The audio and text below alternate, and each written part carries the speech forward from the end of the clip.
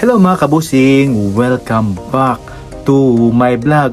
So for today's video nga mga kabusing, ang pag-uusapan natin ngayon ay ang Mr. of Pilipinas Worldwide mga kabusing, na kung saan nagpasa na nga po ng applicant ang ating Mr. World 2024 Top 20 na si Kurt Bondad nga mga kabusing.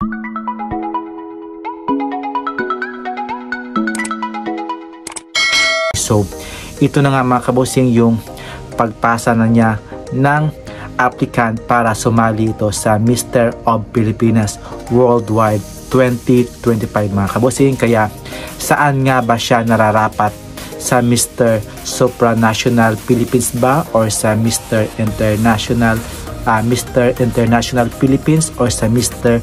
Global Philippines mga kabosing? So, hey, my name is Kurt Bondad. I'm here currently at the first screening for Mr. Filipinas in 2025, and I'm representing my beautiful hometown, for me, Baguio City. Sa tatlong yan mga kabosing, either Mr. International, Mr. Global, there's so many reasons that I could just tell you, but to keep it very brief and short, I think it's the only logical thing to do right now. Mga kabosing, na super jolly niya, napaka-alive niya talagang usap, at syempre, I will be so honest with you, I did not prepare at all. I have no expectations. I just came here, like, look at me. I can only be myself, and I think that's sustainable. And hopefully, it clicks. I'm lucky. If not, it's not for me.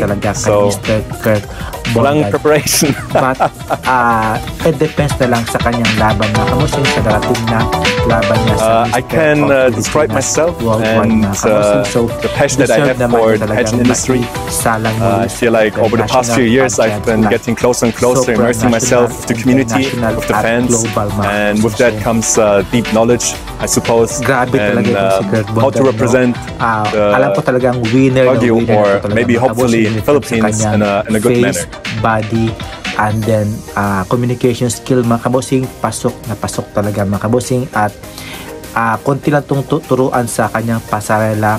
Swak na to talaga ito mga kabosing, kasi alam mo naman talaga na si Kurt Bondad ay palaban talaga ito, at hindi talaga natin may iwasan yung kanyang kumpiyansa talaga na makuha ang corona bilang isang Mr. of Pilipinas Worldwide mga kabosing. So lahat ng mga candidates is nagsipasahan na mga kabosing. So may ilan-ilan lang na nagpasa na nakita ko sa kanilang social media accounts, like si Batangas, yung nakita ko din.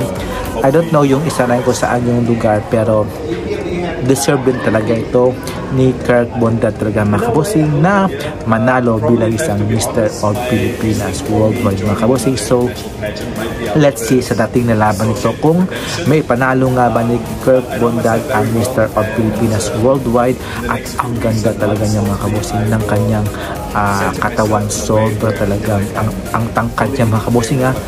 Pasok na pasok sa akin sa mga, syempre pag ilalaban siya sa Mr. Supranational, I'm sure winner siya, or makaka-runners up siya mga kabosing. So for mark my word mga kabosing, pag siya ang ipadala sa Mr. Supranational, so either title o mag-first runner up siya mga kabosing, kasi kita mo naman talaga yung kanyang determinasyon, yung pagka-jolly niya, yung kanyang tangkad niya, ganda ng katawan niya, at syempre yung kanyang looking good mga kabosing. At di talaga ako makaka-explain sa kanyang kagwapuhan at yung ganda ng kanyang katawan mga kabosing. So lahat ng mga kalalakihan, kababaihan dyan,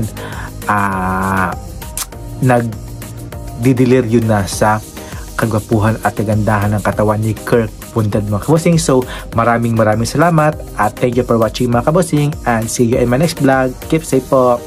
Bye bye.